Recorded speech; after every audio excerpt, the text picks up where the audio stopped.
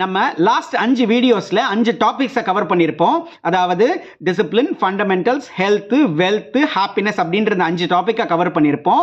ஒரு பர்சன் சக்ஸஸ்ஃபுல்லாக இருக்கணும்னா அவன் இதில் எதை ப்ரையாரிட்டைஸ் பண்ணணும் அப்படின்னு நம்ம கேட்டிருப்போம்.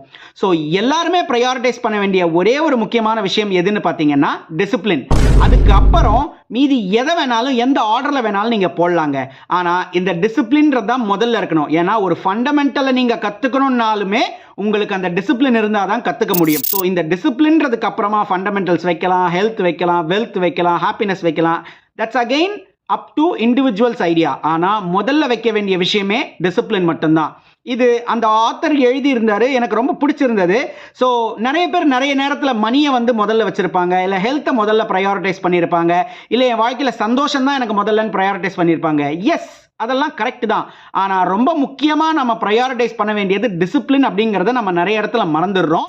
இனிமே நாம் அதை ஃபோக்கஸ் பண்ணோம்னா மற்றதெல்லாம் ஆட்டோமேட்டிக்காக நமக்கு பின்னாடி வரும். அண்ட் நம்மளை தேடி சக்ஸஸ் தானாக வருங்கிறத அண்டர்ஸ்டாண்ட் பண்ணிக்கிட்டீங்கன்னாலே நீங்கள் லைஃப்பில் ரொம்ப ரொம்ப சக்ஸஸ்ஃபுல்லான பர்சனாக கன்வெர்ட் ஆயிடுவீங்க.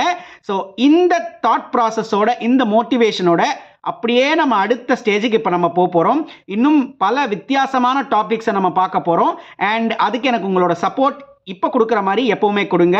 அண்ட் நிறைய பேருக்கு இதை ஷேர் பண்ணுங்கள். அப்போ தான் நம்ம வீடியோஸ் நிறைய பேருக்கு ரீச் ஆகும். Thank you so much. Have a great day.